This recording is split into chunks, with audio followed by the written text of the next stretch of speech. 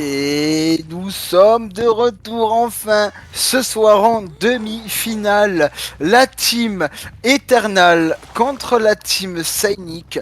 Alors ça pourrait limite être une finale. Hein. Sainik qui était il y a moins d'un an la meilleure team américaine et qui maintenant refait surface contre la meilleure team mondiale actuelle et qui nous fait les meilleures performances à ce jour. Donc là on va se retrouver du coup le tueur de la team Eternal contre les survivants de la team Sainik et Zaka qui va littéralement juste prendre son temps et tout simplement commencer à mettre de l'espace sur sa game et il va retrouver directement en chase Nini. Il va pouvoir la down potentiellement assez rapidement. On n'a pas la palette, on n'a pas la flamme, on peut absolument rien faire et on est bloqué. Nini qui ne peut absolument rien faire et il va finir directement par mourir. D'ailleurs, notre très cher ami Zaka n'avait absolument pas la corrupte. Il n'avait absolument pas la corrupte. Alors je pense qu'il était quand même assez et je pense qu'il savait ce qu'il faisait. Et je pense qu'il savait ce qu'il faisait quand même. Saka est un très bon joueur, mais au-delà de ça, il a toujours été très très consistant dans que ce soit en killer, que ce soit en survivant et que ce soit en manière de game sense. Donc là, on va directement pour le drop. On a quand même 2 survivants qui sont prêts à les save et à côté, on a quand même Ultra qui ne s'est pas fait avoir sur le coup, très intéressant. Angels qui a démarré un générateur, on le voit qu'il est pris par le vomi, du coup on a une pression sur les gènes, et du coup ben, Nini qui s'est fait choper par Angels. Angel a une game très intéressante, on a pu avoir un early down, mais la team Sainik qui reprend quand même le dessus malgré tout, on va directement prendre le pouvoir et pouvoir mettre une pression sur la game, alors et potentiellement trouver même notre très cher ami,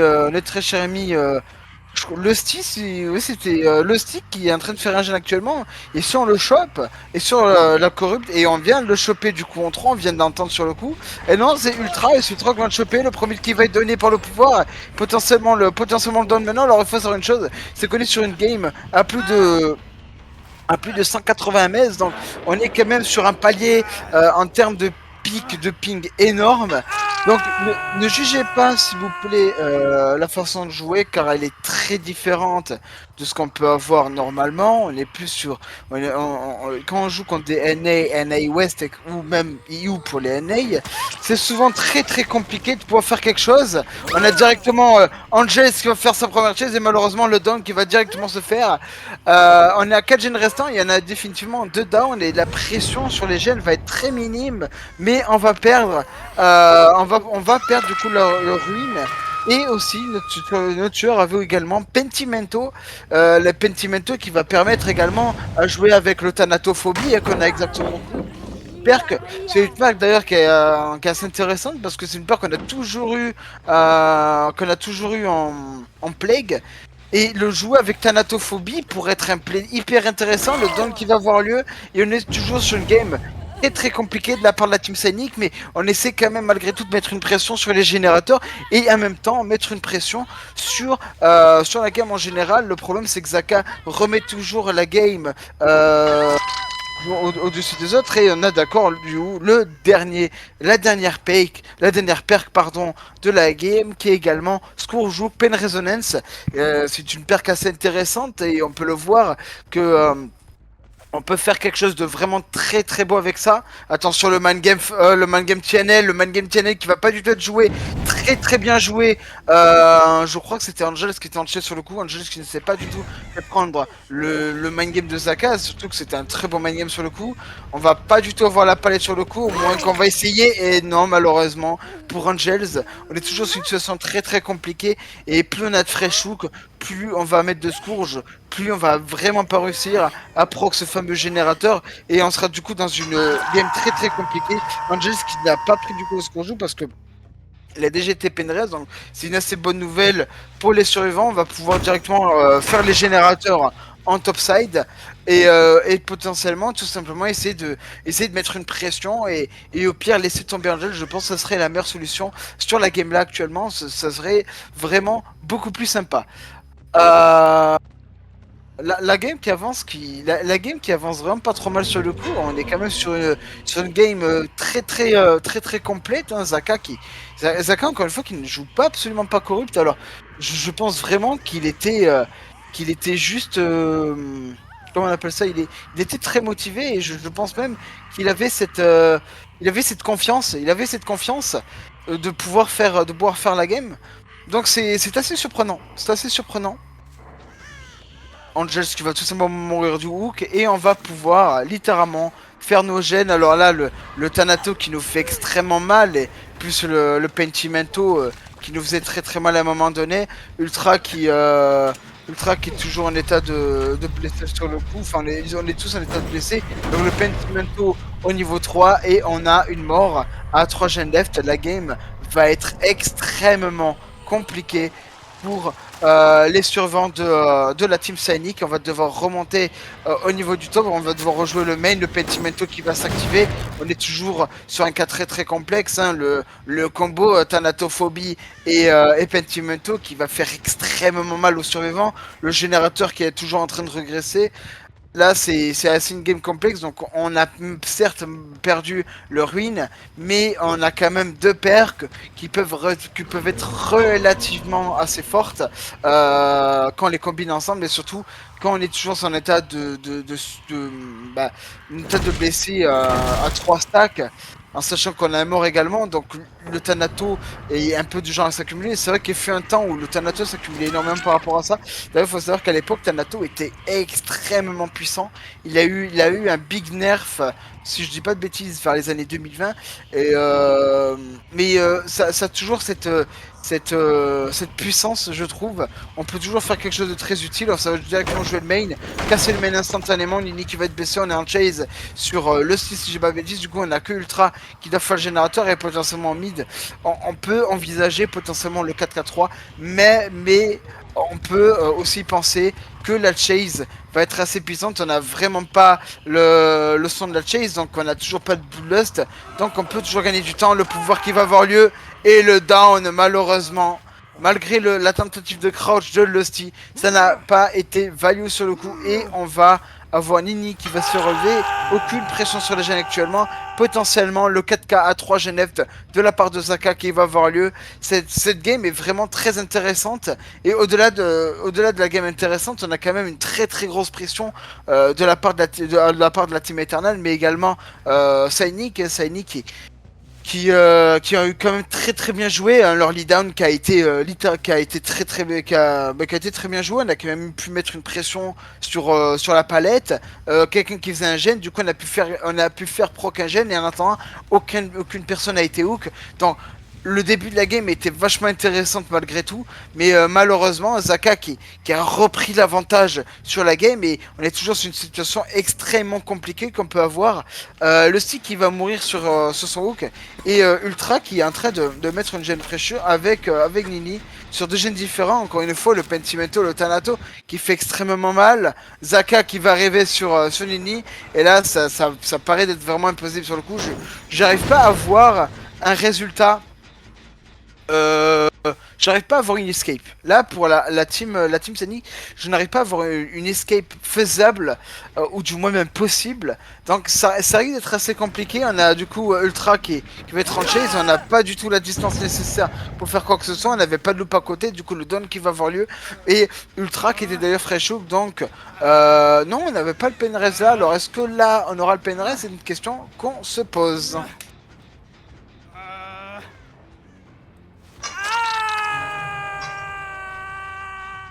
Ah non, l'Ultra n'était pas fresh hook, my bad. Ultra n'était pas du tout fresh hook. On va revenir au niveau du bottom. Casser un peu le gène. Là, c'est très compliqué. Hein. On avait qu'un gène qui était à 54%. L'autre qui était vers les 70-75. Et le fait qu'on ait pu littéralement down Ultra sur ces deux gènes, ça va paraître impossible. Hein. La team Sani qui va devoir encore remettre une pression sur les gènes. Zaka qui est au courant que du coup les survivants vont mettre la pression. Du coup ça va rush au niveau des sauts. Mais toujours regarder au cas où si les survivants sont en train de rush au niveau de la save. On va quand même réussir à gagner un peu de temps. On va réussir à gruger malgré tout. Même si on va pouvoir pop entre temps.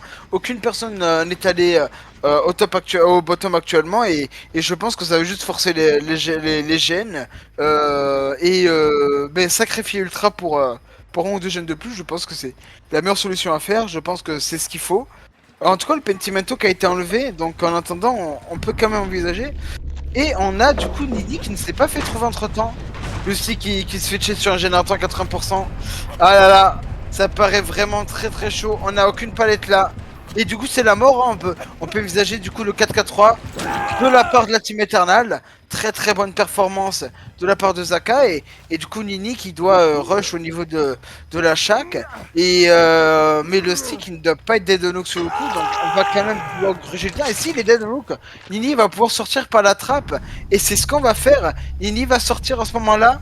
Je pense que c'est ce qu'il va faire. Nini qui est en train de foncer tout droit vers la trappe. Du coup, on aura une wincon de non de 4K, de 4K4, mais une wincon de malheureusement 4K3, ce qui reste largement faisable pour la Team Eternal. La Team Eternal qui a entre-temps ne s'est pas encore fait plus de 6 stages dans ce tournoi-là. Ça reste tout à fait incroyable. Eternal qui nous fait une incroyable performance, mais c'est Nick qui a également très très bien joué. On ne s'est pas fait 4K, mais uniquement 3K, 3K9. Donc toujours, on gagne toujours un peu plus de points, mais en tout cas, ça reste une game très très intéressante. Les gars, on revient de suite pour le prochain game de C7.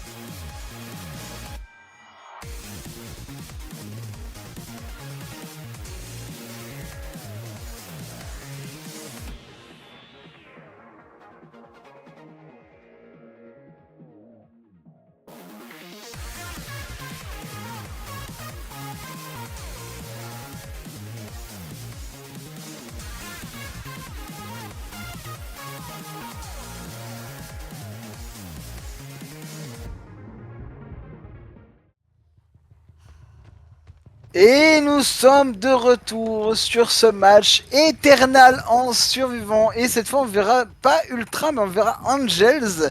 Et super intéressant.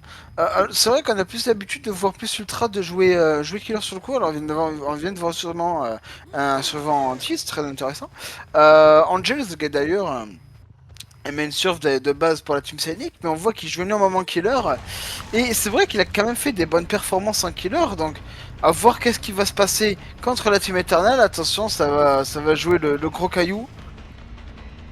Ok, la petite chaise sur Zaka, Zaka qui ne va pas du tout prendre le premier hit maintenant. Il préfère grid, très intéressant. Il préfère grid, ça extend le niveau du main. En attendant, la chase va commencer. On n'a pas mis de M2 sur le coup, mais on va plus mettre du M1. On a toujours pas réussi à vomir sur le gène malgré tout. Donc là, la pression de la game commence à peine. Et cette fois-ci, on a vu qu'Angels, effectivement, ok, non, cette fois-ci, bah non, effectivement, non. On a toujours pas réussi même à toucher nos surves.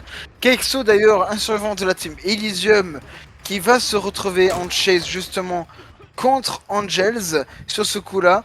Donc, là, on a un début de game hyper intéressant. Notre Angels qui n'avait toujours pas également corrupt. Alors, ça reste hyper intéressant ce genre de pick. Même si, en vrai, ça pourrait plus vous coûter la game qu'autre chose. Hein. C'est assez compliqué d'avoir une early chase contre une team bah, comme Eternal, dans le sens où bah, ils practicent énormément. Ils ont un très très bon gameplay, un très très bon playstyle, mais également un très très bon gamesense. Donc, euh, pas avoir pris corrupt contre Eternal reste assez intéressant, mais pourquoi pas à la rigueur Angels qui va tout simplement garder son calme, essayer de prendre son sang-froid, prendre le pouvoir sur le coup. Alors ça c'est vrai que c'est un pic assez intéressant en effet. Alors est-ce qu'on va pouvoir réussir à avoir son notre fameux down, c'est la question qu'on se pose.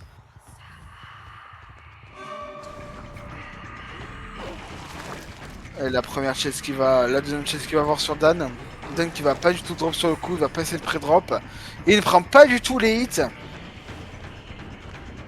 T'as vraiment l'impression qu'il joue contre des EU, c'est stupéfiant en termes de hits. Mais bon, en tout cas, très très bien joué de la part de la team Eternal. Hein. La team Eternal qui joue toujours hyper bien. Il a réussi à proc un gène et toujours pas de hook sur le coup. Toujours pas de down. Attention, ça va être assez compliqué. Et Dan qui décide de mourir sous palette, ce qui signifie effectivement qu'on aura un fameux surv qui va faire la fameuse save palette du moment. Et oui, et là ça devient assez compliqué qu'Exo, le survivant de la Team Elysium qui a fait cette fameuse save palette qu'on avait vraiment besoin. Et la chase de Dan qui va continuer sur le coup. Alors qu'est-ce qu'on va faire en chase, il va tout simplement commit. Hein. Très très bon temps de main game. Le main game qui va pas du tout marcher. Lui qui ne va pas du tout être réussi. Hein. Il ne faut pas oublier que on est encore une fois sur une game à plus de 130 ms. Donc, de base, c'est assez compliqué, on va dire, de pas prendre le 8. Mais en tout cas, très très belle mind game de la part de Angels qui a réussi le down malgré tout. Et on va avoir potentiellement un deuxième down. Alors, est-ce qu'on va avoir une fameuse save flash quoi? Non, du tout, ça va tout simplement save de Rook. Notre tueur, pardon, qui a Penrez. Donc, ça risque d'être assez intéressant. Le Penrez qui a proc. Du coup, on se rappasse dans une situation où il y aura 2 gènes pour une chase, mais ça va, il reste quand même 3 gènes sur le coup, donc ça reste jouable. On a pu le voir, chez Zaka. Hein. C'était vachement faisable. Il pouvait faire quelque chose. Il n'a pas joué avec Hobbit et pourtant il avait réussi à mettre cette fameuse pression qu'il voulait tant. En attendant, on a d'autres informations de la part de certains surves et toujours un générateur qui va être fait sur ça. Donc, on met toujours une pression sur la save et en même temps une pression sur les gènes, ce qui fait que on va laisser quand même le choix à Angel de choisir entre camper le stage ou au pire se laisser prendre tout simplement essayer de grid et essayer d'avoir notre truc. Alors c'est vrai que ça pourrait être intéressant et Eternal sur ça sont très forts, hein. Ils ont toujours réussi à mettre une pression d'enfer sur ce coup là, donc à revoir comment ça se passe.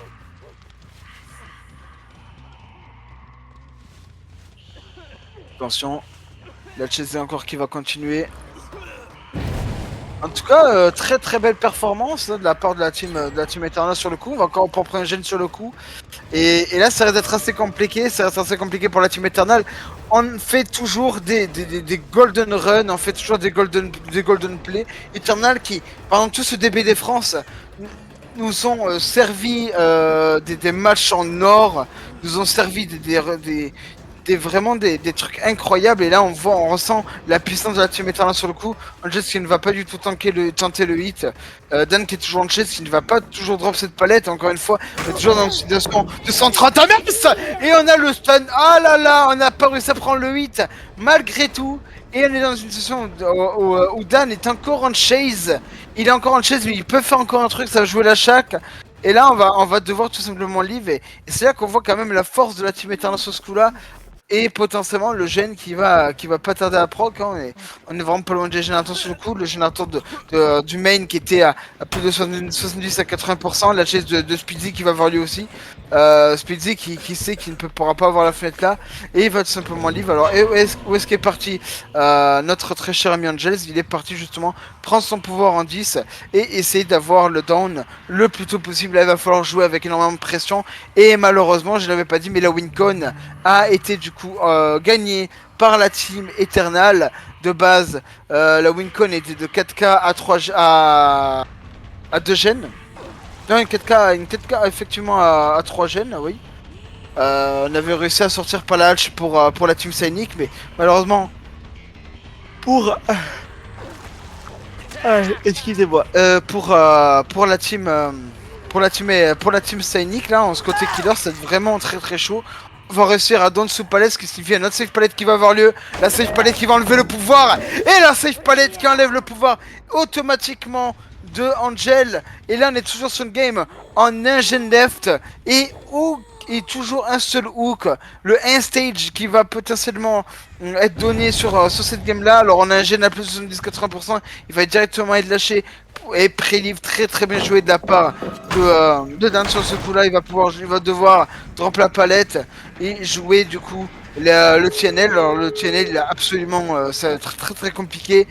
En tout cas très très bon manège de la part de notre très cher ami Dan, hein, Dan qui nous fait non, c'est ça. Non, c'est. Attends.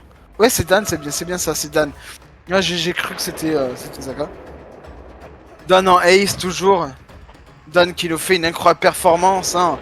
On avait quand même pu voir une très bonne chaise dès le début sur Zaka, puis on est revenu sur Dan, etc. En tout cas, un stage sur la game Eternal, très très bien joué et très grosse performance de la part de la team Eternal sur ce coup-là. Angels qui ne peut absolument rien faire. Hein. Il y a tout simplement Zaka qui est revenu qui est revenu sur la porte. Il n'a rien pu faire d'autre. Speedy qui va sortir par la trappe main. Et du coup, on va pouvoir avoir le 4-man out à un stage. Incroyable performance de la part de la team Eternal. En tout cas, on va se revoir directement pour le deuxième set de ce match.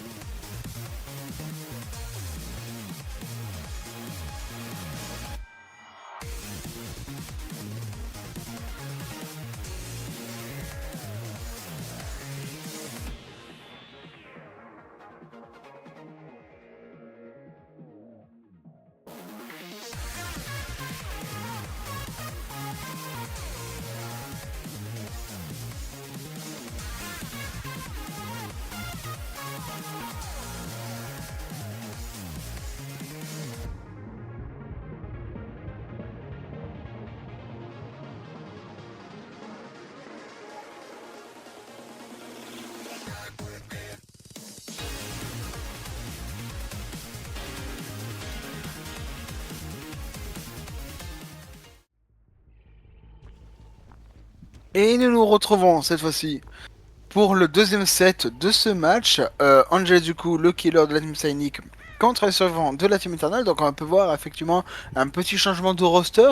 Donc Speed à la place de Ivan. Et on a toujours Kexo. Donc on a un roster hyper sympa. Un roster vraiment que je m'attends pas sur le coup. Alors c'est vrai que on a quand même dans la team Eternal, c'est vrai qu'on a de base Royalty, on a de base Nightlight. Et c'est vrai que de voir un roster sans Nightlight, c'est déjà un peu choquant sur le coup, mais on voit que Eternal, même s'il n'y a pas de Nightlight, ben, on peut faire le result qu'on peut. La première résulte a été quand même de 1 stage, donc on a énormément de points d'avance sur la game là. En tout cas, ça va littéralement chase Dan.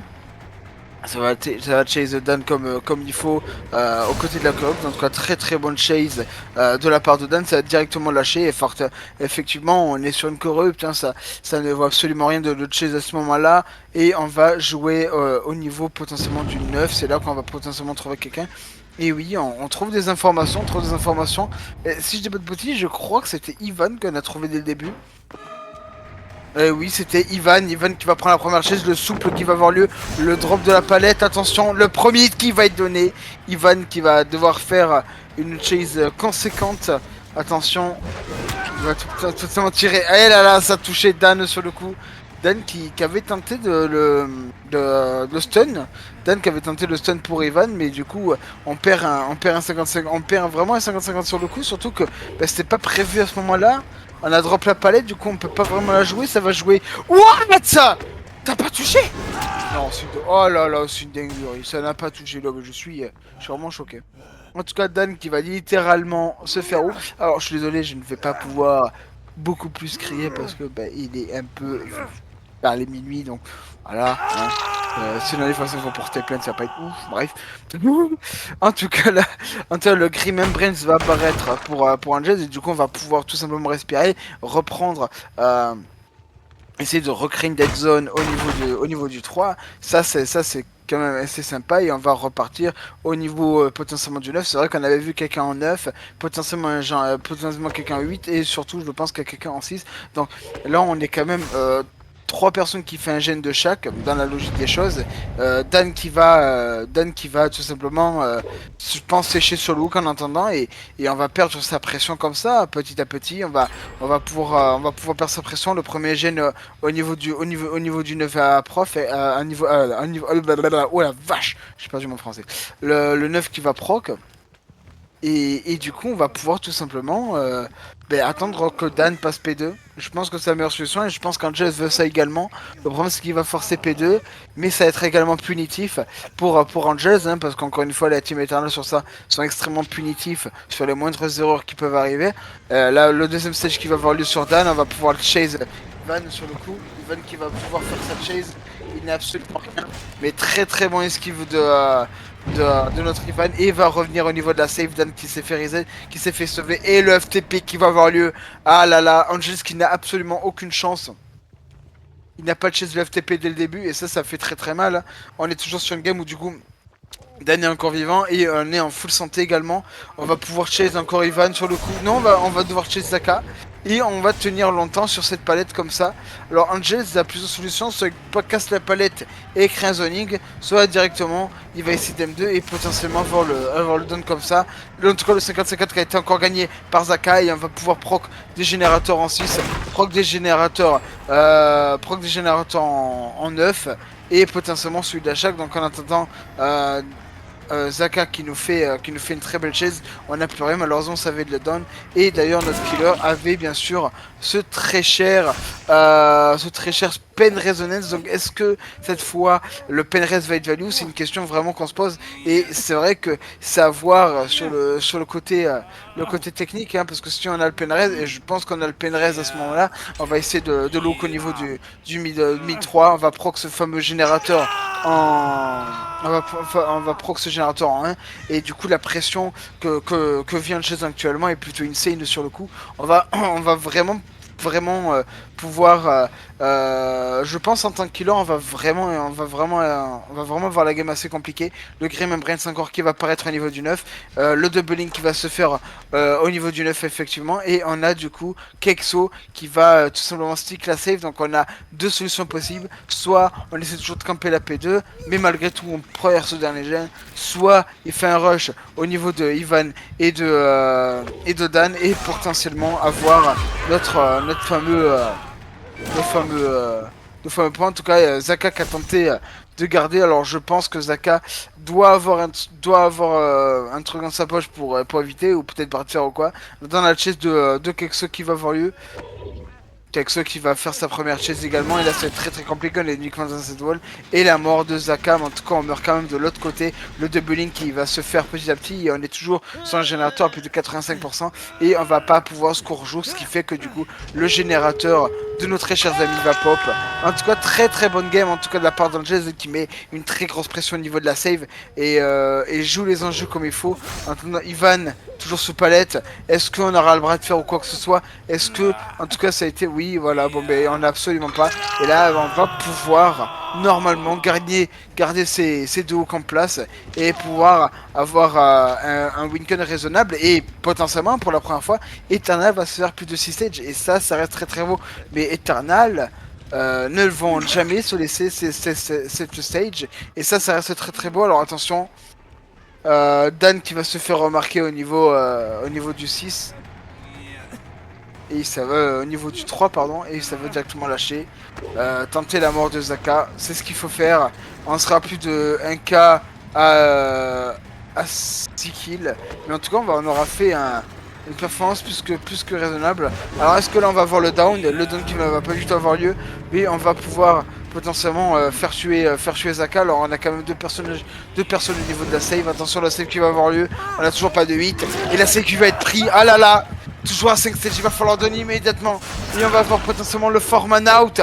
Le Foreman out de la Team Eternal, encore une fois, qui nous fait une incroyable performance.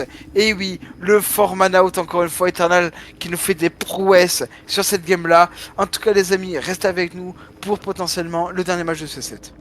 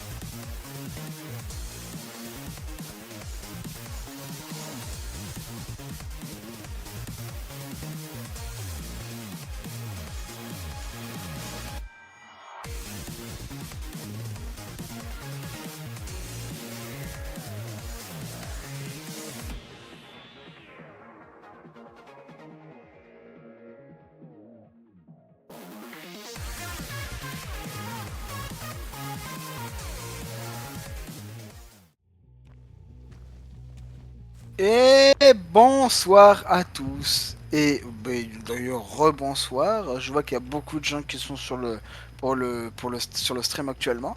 Euh, donc du coup on va se retrouver du coup sur le set final. Potentiellement le dernier match de cette game. On a pu voir effectivement qu'on est sur une wincon très compliquée pour les survivants de la Team Scénique et de plus de 5 stages, donc il va falloir faire moins de 5 stages, donc 4 stages pour gagner. Donc Zaka cette fois-ci a pris corrupt hein, comparé à la gameplay. Oui, ça va être assez compliqué. Euh, Après, je souhaiterais juste dire que aux commentaires, de ne pas, de si possible, de pas trash ou ou de parler décemment de certaines personnes. On est toujours là sur un côté fun, on est toujours là sur un côté, effectivement, on est en tournoi, mais voilà, c'est quand même, ça peut arriver de faire des mauvaises games, effectivement. En tout cas, on a la team Scénique qui va reprendre, qui va prendre la main qui va reprendre la main sur la game. C'est Nini qui va devoir prendre le premier sur le coup. On n'aura pas accès à cette palette. Elle va reprendre le niveau du channel. Est-ce que ça va tirer le pouvoir qui va être donné? Attention, ça va pas du tout essayer de tirer sur le coup. Oh là là, très bon play en tout cas de la part de Zaka. Un très bon main game sur le coup. On a pu mettre une pression. Là, c'est flash qui va pas avoir lieu malheureusement. Et on aura le premier down à 5G9. On n'a vraiment pas la même pression, les mêmes games qu'a eu la Team Eternal sur le coup. Et là, en plus, ça va être basement. Ça va être extrêmement compliqué. Ça va être extrêmement compliqué. D'ailleurs, on a Zaka qui a également Pain Resonance. Donc, il pourrait tout simplement accrocher les surf, mettre de la pression sur les gènes, en sachant qu'on a peut-être potentiellement un gène qui est très avancé, un gène qui est à plus de 50% au niveau du 12 et potentiellement un générateur au niveau du 8. Donc actuellement, ce qu'il va faire, c'est tout simplement essayer de protéger la mort de Nini. Donc tout simplement effectuer les 3 stages et tout simplement finir avec une cône plus que respectable. En tout cas, Zaka qui va prendre le premier sur ce coup-là, le premier gène qui va pop. Donc on a à peu près quasi un peu toutes les informations qu'on voudrait. Et là, du coup, ça va potentiellement aller à la choc, même si je pense que ce serait pas une très bonne idée. Mais malheureusement, ça va tenter. Il faut éviter, c'est le problème, hein, c'est qu'il joue dans il joue avec une wincon et c'est toujours très compliqué de jouer quand il y a une wincon qui est en jeu, surtout quand une wincon est si faible que ça peut mettre la team un peu en breaking mind. Et Angelus qui a tenté, je pense tout simplement le stun sur Zaka. Et là, Zaka qui va l'accrocher sur son penraise. On va pouvoir mettre de la pression sur les gènes, effectivement. Et tout simplement réussir à faire autant de stages que possible. Donc, on a également l'information de éruption, l'information de Scourgelook et l'information de Corrupt. On a quand même actuellement 3 perks actifs sur la game. Et on ne sait toujours pas c'est quoi la dernière perk parce qu'effectivement le but quand même c'est de pas vraiment tout dire. On est quand même là pour donner une certaine, comment on peut dire, on est là, c'est un peu un suspense, tu vois, on est là pour en donner, c'est complètement logique. Zaka qui va tout simplement entendre la P2 je pense d'Angels. Il faut assurer encore une fois les plus de 6 stages pour gagner.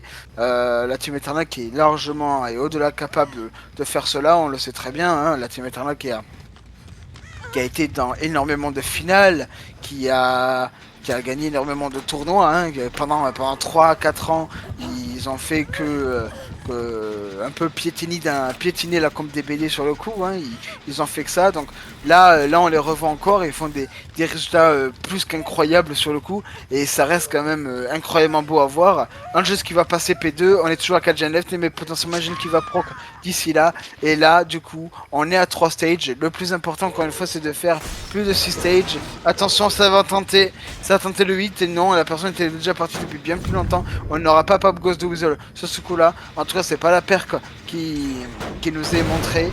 Et on a quand même un gène qui proc au niveau du 6, la save qui va être prise instantanément. Alors est-ce qu'on va juste tenter la mort d'Angels ou est-ce qu'on va tout simplement tenter d'avoir tous les fresh hooks? C'est la question qu'on pose en sachant que Angels, ce qu'il jouait c'était beaucoup avec les fresh hooks, c'était beaucoup avec une certaine pression. Et c'est ce qu'il a raison. Angels qui va down et du coup on va se retrouver dans une situation où effectivement on aura le basement et ça va être assez complexe. Hein. Angels qui a déjà été d'ailleurs hook dans un penraise, donc ça sert absolument rien d'accrocher penraise. On va le tuer tuer au niveau du main et tout simplement finir en 3v1 tout simplement en 2 jeunes restants. Donc encore une fois, on est à 4 stages et il faut faire pour la team Scénic moins de 5 stages. Donc ils peuvent se permettre de se faire aucune fois. Mais tout simplement, ne plus se faire qu'après, ça reste quand même très compliqué, ça reste un tueur d'anti-loop, ça reste un tueur où c'est absolument c'est pas non plus très sain non plus de le run. Euh, donc voilà, même si c'est des très grosses équipes qui s'affrontent actuellement, ça reste pas un tueur non plus très simple à run. Et là, ça va être très compliqué, on n'a pas non plus la meilleure des RNG, on va devoir jouer un CNL sur le coup, attention, le volt qui va avoir lieu, le hit qui va avoir sur Ultra avant tout, et potentiellement Nini qui a repris un générateur en 12, et là il va surtout pas, il y a absolument pas reprendre le générateur en 12, je ne pense pas qu'on ait repris le générateur au niveau du 8, et effectivement on a proc ce fameux gène. On apprend que ce fameux gène, le 3v1 qui va avoir et qui va être quand même value, on est quand même à un, stage.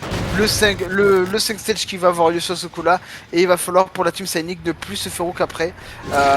Et ça va quand même prendre des frais hook. Ça va prendre des first hits assez gratuits, ça c'est assez dommage. Le first hit qui va être totalement gratuit. On va pas pouvoir save palette du coup en attendant parce qu'on est quand même tous les deux blessés. Et il va falloir toujours mettre une pression au niveau des générateurs et tout simplement mettre une grosse pression.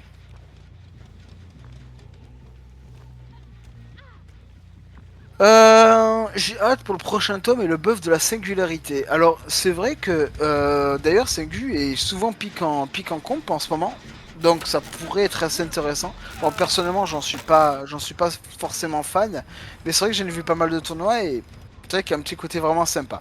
Le stick il va, je pense, utiliser son guérison interne. J'ai vraiment pas fait gaffe à ses perks sur le coup. Et en tout cas, je pense que Ultra, du coup, ouais, voilà, c'était le guérison interne. Du coup, Ultra doit faire un générateur tout seul. On doit toujours mettre une pression au niveau des générateurs. Et en attendant, on se va être bientôt à 6 stages. La win condition sera bel et bien prise sur ce coup-là. Et on va pouvoir mettre une grosse pression sur ce coup-là. Attention, le stick qui va quand même prendre assez. Donc, comme je disais, Ultra, c'est Ultra qui fait le gène actuellement. Et je pense qu'il atteint à peu près un peu l'adrénaline sur le coup, l'adrénaline qui va peut-être pop. À ce moment-là, l'adrénaline qui ne va pas pop, et on a du coup notre fameuse perk, la perk mystère, le Noed. Alors ça c'est vrai qu'en soi il aurait pu juste hook notre très cher ami Lusty et confirmer sa win. Mais visiblement Zaka aime la difficulté et le hit qui va avoir lieu. Le hit qui va avoir lieu, le head-on qui va être fait, et Ultra qui va out de cette game là. Et ils ne peuvent absolument rien faire. Hein. Ultra qui va littéralement sortir de cette game. Et tout simplement, on va s'arrêter là sur un 3K à 9 à 10 stages, si je ne dis pas de bêtises. Ultra qui est enfin sorti. Et on est sur une game assez compliquée en effet. Attention, ça va peut-être potentiellement sneak, ça paraît très intéressant aussi. Le sneak, on essaie pas de se faire choper, mais malheureusement pour le style ça ne va pas être possible. Et je pense, oui voilà, je pense qu'on a vu Nini aussi, hein, on a vu et entendu Nini sur le coup. Donc ça va être tout simplement un hook. Et le 4K à 0 G, non, le 3K 9 qui va être 3K 10 pardon. Non, c'est 3K, mais qu'est-ce que je suis bête moi. Le 3K11 qui va être du coup 3K10 qui va être confirmé du coup pour Zaka et non 11. Oh je sais plus, je sais plus compter gros. Voilà. En tout cas, très belle performance. Oui voilà, 3K10, voilà. Merci beaucoup Wayne. La fatigue. En tout cas 3K10 de la part de la Team Eternal. Du coup la Team Eternal passe en finale. Et d'ici mardi, on aura un match dans la demi-finale qui sera du coup Infinity contre la team Severance en demi-finale pour disputer le match pour aller en demi-finale. Donc du coup, et on aura du coup le game en loser bracket sur les deux teams qui ont perdu les matchs de la demi-finale. En tout cas, les amis, restez avec nous. On revient bientôt le mardi à 9 h pour la demi-finale de la DBD France. Ciao tout le monde.